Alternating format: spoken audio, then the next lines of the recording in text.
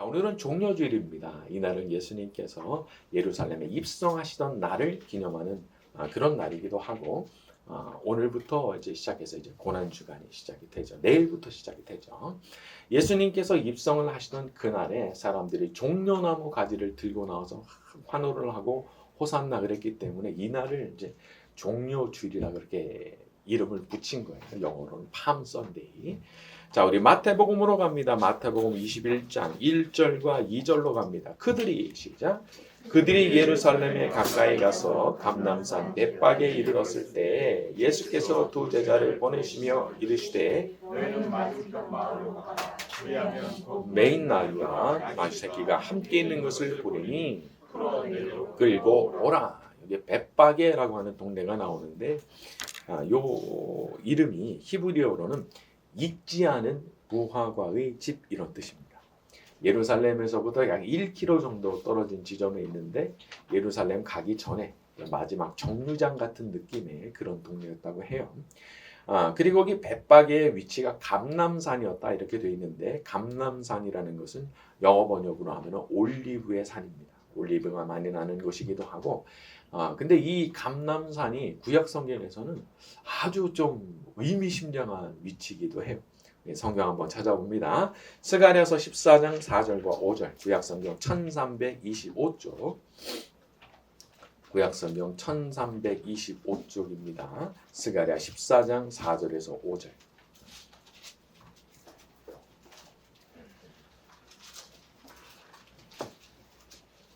스가랴 14장 4절에서 5절 구약 성경 1325쪽쯤에 있습니다.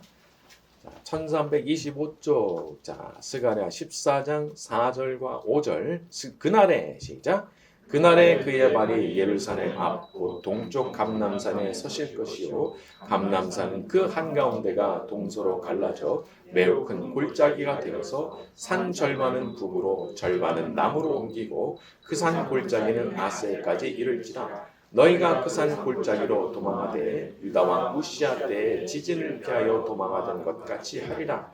나의 하나님 여호와께서 임하실 것이요 모든 거룩한 자들이 주와 함께 하리라. 그렇죠?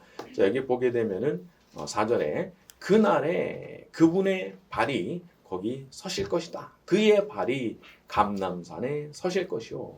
그라고 하는 게 누구냐? 하나님이시죠. 5절 보면은 나의 하나님께서 임하실 것이요 이렇게 돼 있죠.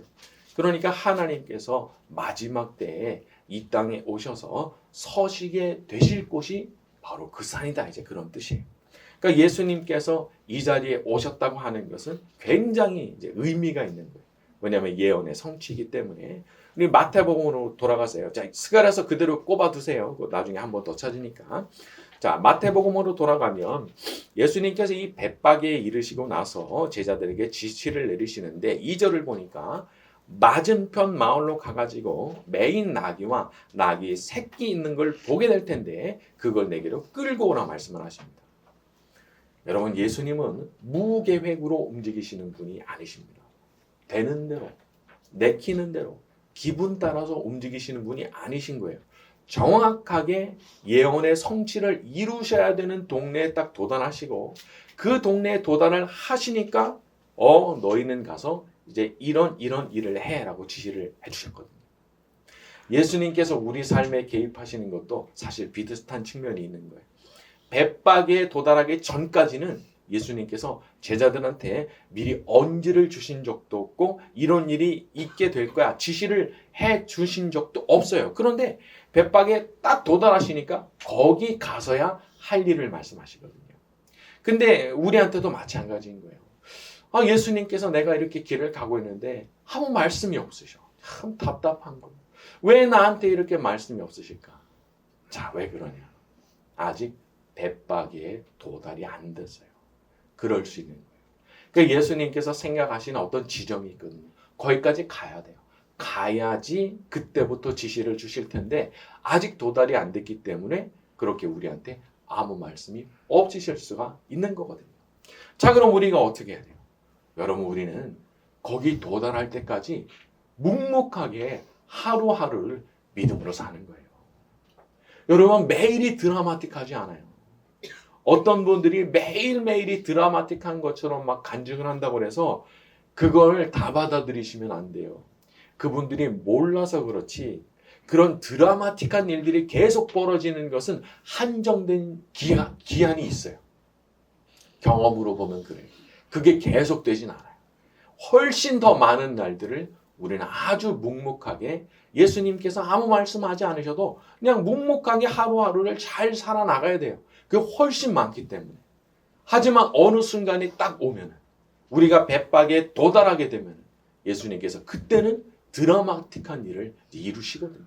말씀도 하시고 음성도 들려주시고 어떤 기적도 보여주시고 그러니까 우리는 마음속에 아예 그렇게 마음을 먹고 가야 돼요. 내가 다른 어떤 사인 없어도 내가 묵묵하게 내가 걸어가겠다.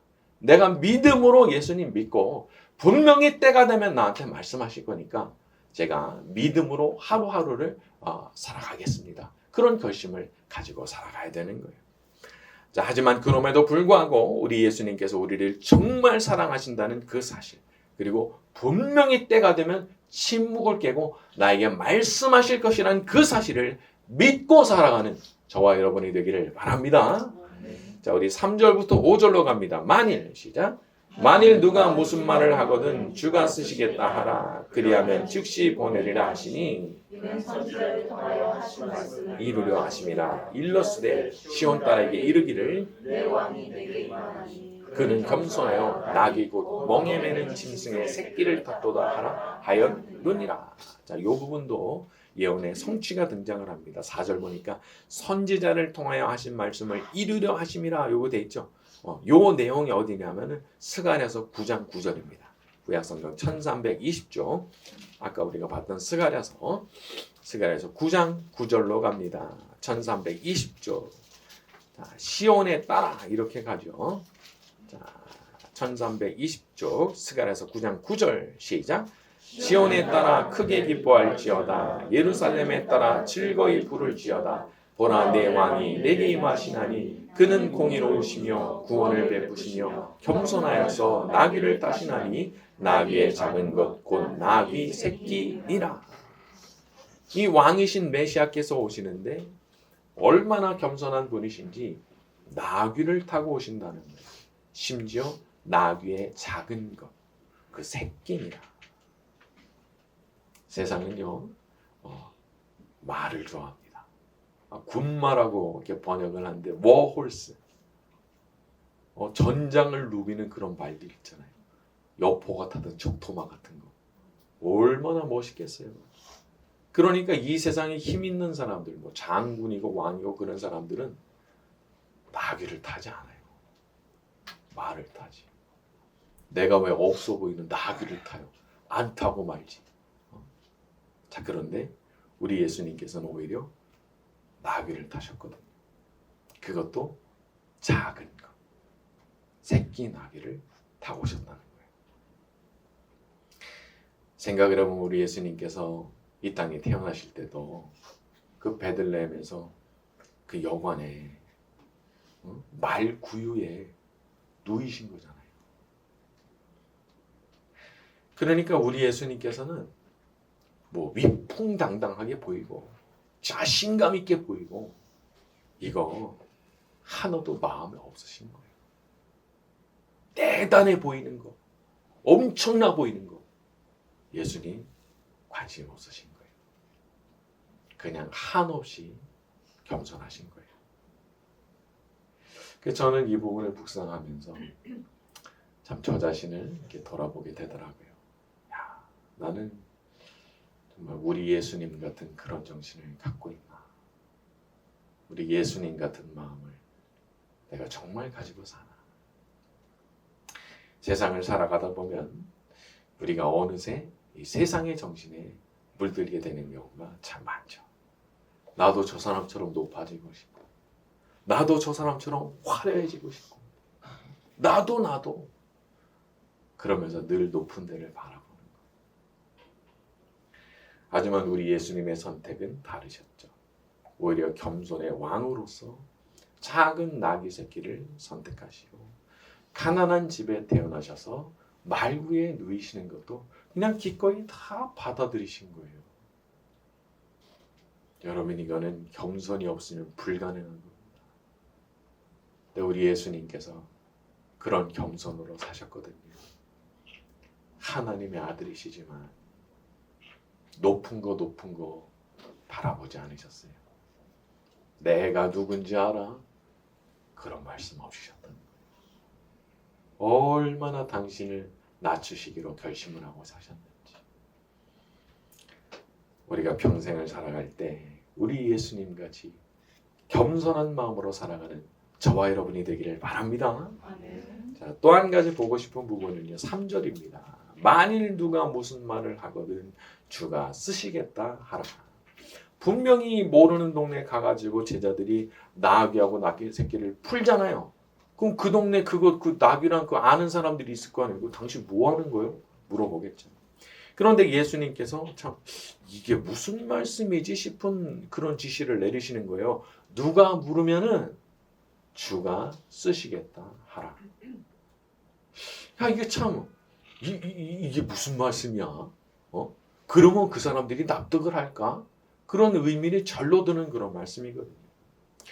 우리한테도 참 이해가 되지 않는 어떤 감동이 주어질 때가 있어요. 이해가 되지 않는 어떤 말씀을 주실 때가 있어요. 이게 될까? 이 말이 안 되는데. 근데 그런 감동이 기도만 하면 오는 거예요. 그냥 멀쩡하게 눈뜨고 있을 땐 모르겠어요. 기도만 하면은 그 생각이 나라고 엄청 압박하는 거예요. 그리고 내가 입으로도 기도하잖아요.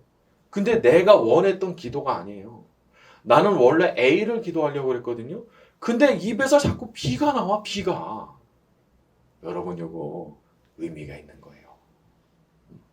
이게 자꾸 기도가 나온다 하는 게 의미가 있는 거예요. 기도하려고 눈만 감으면 그 생각이 떠올라. 의미가 있는 거예요. 여기 제자들을 보게 되면 그런 말씀 들었을 때 어떻게 반응했죠? 6절에 제자들이 가서 예수께서 명하신 대로 하여. 제자들이 그대로 순종합니다. 그대로. 그리고 거기 가가지고 진짜 나귀를 풀고 또 누가 물어봐. 그러니까 물어본 사람한테 예수님께서 말씀하신 대로 또 대답을 했더니 그냥 가라고 하는 거예요. 그러니까 그런 것을 경험하는 것들이 우리들이거든요. 이해가 안 되는데 가서 말씀대로 했더니 오라, 이게 되네. 이런 일들을 경험하는 게 우리들이거든요. 그러니까 우리가 기도 가운데 이렇게 받게 되는 그런 영감이라는 거를 절대 무시하시면 안 돼요. 내가 함부로 판단하면 안 돼요. 다만 요거는 조심하세요. 내가 기도 가운데 뭐가 떠올랐어. 그러면 다 하나님께서 주시는 거냐? 그건 아니에요. 그렇게 생각하시면 큰일 납니다. 기도를 하는데 그런 생각이 떠올랐어요. 나는 그거 별로 그렇게 받아들이고 싶은 생각이 없어. 난 머리 흔들었어요. 근데 조금 지났는데 또 그게 나한테 올라오는 거예요. 하루가 지나고 이틀이 지나고 3일이 지나고 4일이 지나도 기도만 하면 그게 나를 계속 압박해. 그러면 뭔가 있는 거예요. 그렇게 분별하는 거예요. 그러니까 떠오르는 모든 생각이 다 하나님께서 나한테 주신 거다. 이런 분들은 실수 진짜 많이 합니다. 절대 그거 따라가면 안 되는 거예요. 그리고서는 이렇게 너무 내가 하나님의 말씀을 들었다 막 이런 얘기를 자주 하시는 분들을 그렇게 저는 그렇게 좀 신뢰하지 않아요. 왜냐면 항상 그렇지가 않거든요. 그리고 저도 이제 기도를 한다고 정말 애쓰면서 살아온 사람이다 보니까 저도 경험치가 꽤 많겠죠. 그래서 제가 올 때도 그거는 조금 곤란한 거예요. 어떤 시기는 일정하게 어떤 시기는요 특별한 시기가 있기 때문에 그런 걸 경험할 수도 있지만 시간 지나면요 그렇게 그렇지가 않아요. 아니 만약에 그런 식으로 누가 그렇게 살 수 있게 해주신다 얼마나 교만하겠어요. 그렇게 안 되거든요. 아니 사도 바울도 육체의 가시를 주셨잖아요. 교만하지 않게 하려고. 그러면 누가 감히 교만해서 벗어날 수 있겠어요? 그러니까 하나님께서 그런 식의 개입하시는 거를 허락 안 하신다고 보는 게 맞아요. 다만 내가 이거 부인하는데 나 그러고 싶지 않은데 그런데도 뭐가 계속 오면은 이건 뭐가 있는 거야. 그럼 붙들고 기도해야 돼요. 이게 정말 하나님의 뜻이라면 제가 순종하길 원하는데 어떻게 하길 원하십니까? 그거 여쭤봐야 되는 거예요. 그리고 그렇게 할 때 이제 뭔가 일어나는 거예요. 여러분, 기적은요, 순종에서 나옵니다. 내 판단에서 나오지 않아요. 그러니까 내가 된다 안 된다를 판단하면 안 돼요. 그냥 시키시면 저는 그냥 순종하겠습니다. 이렇게 가는 거예요. 그리고 이렇게 갈 때 거기서 기적이 일어나는 거예요. 여러분, 내 판단대로 하잖아요? 기적 없어요. 참 안타까운 일이지만 내가 100% 확신 가지고 간다. 진짜 그거 돼요? 안 되는 경우 너무 많아요. 그러니까 우리는 내 판단을 믿는 게 아니고 주님의 판단을 믿고 그분께 순종하면서 살려고 그러는 거예요. 여러분, 우리가 항상 겸손한 마음 가지지 않으면 은혜 못 받아요. 우리 하나님께서 세우신 세상의 법칙이랄까 그런 게 있더라고요. 그냥 고개 숙이고 마음 낮추고 겸손해야 은혜 받지, 아니면 은혜 못 받아요. 또 그동안에 지은 잘못이 많아서 참 내가 고개를 못 들겠다 싶은 분들도 계실 수 있어요. 근데 그런 분들도 괜찮아요. 고개만 숙이면 돼요. 땅바닥에 고개 막 쳐박고 눈물 콧물 흘리면서 저를 좀 용서해 주시고 한 번만 기회를 부탁드리겠습니다. 그렇게 기도해 보세요.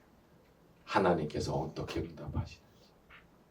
우리 하나님께서 반드시 은혜와 자비를 베풀어 주실 줄로 믿습니다. 자, 우리 6절부터 11절입니다. 제자들이 시작. 제자들이 가서 예수께서 명하신 대로 하여 나귀와 나귀 새끼를 끌고 와서 자기들의 겉옷을 그 위에 얹으매 예수께서 그 위에 타시니 무리의 대다수는 그들의 겉옷을 길에 펴고 다른 이들은 나뭇가지를 베어 길에 펴고 앞에서 가고 뒤에서 따르는 무리가 소리 높여 이르되 호산나 다윗의 자손이여 찬송하리로다 주의 이름으로 오시는 이여 가장 높은 곳에서 호산나 하더라. 예수께서 예루살렘 성에 들어가시니 원성이 소동하여 이르되 이는 누구냐 하거늘 무리가 이르되 예수라 하니라. 여기 보면 사람들이 굉장한 환호성을 보내죠. 9절에 앞에서 가고 뒤에서 따르는 무리가 소리 높여 호산나. 여기 호산나라고 하는 단어의 뜻은 문자적으로 보면은 오 이제 구원하소서입니다. 오 이제 우리를 구원하소서. 근데 여기 시간이 지나면서 구원하소서 하는 그런 뜻에서 점차 기쁨과 찬송을 나타내는 어떤 승리의 구호 같은 걸로 그 뜻이 변한 거예요. 그러니까 승리의 아주 구호, 찬송의 구호, 기쁨의 구호, 이걸로 변했단 말이에요. 자, 제가 먼저 다루고 싶은 거는요, 이게 구원을 요청하는 그런 단어라는 겁니다. 이제 구원하소서. 어떤 분은 이걸 가리켜서 이것이 인간의 영적인 파산 상태를 가리키는 것이다 말씀하기도 했어요. 파산이에요. 갚을 길이 없어요. 그래서 구원해달라 하는 거예요. 저를 좀 구원해달라고. 인생에 완전히 바닥치는 분들 있죠. 그때 무슨 기도해야 돼요? 저를 구원하소서. 혼자서는 일어날 방법이 없으니까. 자기 힘으로는 일어날 방법이 없어요. 그래서 구원해달라고 부탁드리는 거예요. 여러분, 사람이 참 모든 걸 다 의지를 세워가지고 다 잘해낼 수 있다고 그러면은 하나님이 왜 필요하겠어요? 근데 살아보니까 참 인간이 헤어나올 수 없는 그런 공경 가운데 있다는 것을 우리가 알게 되는 거예요. 사실 이 땅에 내가 태어난 것도 내가 결심해서 태어난 거 아니죠. 죽는 것도 마찬가지예요. 내가 자살하지 않는 이상은 죽는 것도 내 마음대로 되는 게 아니에요. 그분이 불러가실 때 불려가는 거예요. 그러니까 인간이 참 너무 명확한 한계 가운데 있는 거예요. 그리고 이 세상 살아가면서 우리가 참 많은 어려운 일들을 경험하죠. 그러니까 다른 종교에서는 인생을 가리켜서 고해라, 고통에 받아라 그렇게 말한다 하죠. 이게 인생이 그런 거예요. 사람의 인생이라는 게 뭐 고난으로 가득 차 있다는 것을 그 다른 종교에서도 아는 거예요. 그러면 그분들은 어떤 선택을 하느냐? 자기를 비우는 선택을 하죠. 왜냐하면 고통당하는 것은 자기를 비우지 못해서 고통당하는 거니까 나를 비워야 되겠다. 그래서 그렇게 수행을 한단 말이에요. 근데 우리는 좀 선택이 달라요. 우리는 구원을 요청하는 거예요. 날 비우는 것에서 답을 찾지 않고 저 바깥에서부터 오는 구원을 바라는 거예요. 그 우리가 구원자를 믿는 거예요. 메시아를 믿는 거예요. 우리는 완전히 바닥치잖아요. 그럼 비우는 걸 하는 게 아니고 구원을 바라는 거예요. 나를 구원하소서. 주 예수 그리스도시여 저를 불쌍히 여기소서. 이게 성경의 방식이에요. 그리고 우리가 그렇게 구원하소서라고 부르는 이유가 뭐냐? 진짜 구원해 주시거든요. 사람이 완전히 바닥치잖아요. 그러면 시키지 않아도 저절로 생명을 건 기도를 합니다. 더 이상 뒤로 갈 수 없기 때문에. 그런데 그렇게 생명을 건 기도를 할 때 예수님께서 진짜 우리 만나 주시거든요. 우리를 건져 주시거든요. 그래서 우리를 구원하소서 이 호산나라는 단어가 뭘로 바뀌느냐? 기쁨과 찬송의 구호로 바뀌는 거예요. 우리가 기도할 때 어떤 마음까지 먹을 수 있느냐? 이미 주신 줄로 믿는 거예요. 내가 기도하면 전심으로 하나님 앞에 기도하면 날 분명히 건져주시기 때문에 내가 그걸 이미 받은 줄로 믿기까지 하면서 그렇게까지도 기도할 수 있는 거예요. 그게 호산나. 그냥 기도하는 그때부터 저는 하나님께서 저의 기도에 응답해 주실 것을 믿습니다. 제가 전심으로 하나님 앞에 부르짖고 포기하지 않으면 하나님께서 저를 불쌍히 여겨주실 것을 믿습니다. 그렇게 기도하고 가는 거예요. 내가 된다 안 된다 판단하지 마세요. 우리 김인옥 성도님 처음에 그 소식 들었을 때 얼마나 암담했어요. 아예 뭐 수술실 들어갈 때부터 살아날 확률 50%다. 중간에 청력 포기해라. 이거 이제 안 돌아온다. 그런 말 들었지만 지금 하나님께서 어디까지 인도해 오셨냐 말이죠. 사람의 판단을 믿지 마세요. 우리 주님께서 끝났어 하시기 전까지는 끝난 거 아니에요. 이제 우리를 구원하소서. 우리가 기도할 수 있는 날 끝난 거 아니에요. 항상 우리를 불쌍히 여기시는 예수님 앞에 엎드려 기도하며 살아가는 저와 여러분이 되기를 예수님의 이름으로 축원합니다.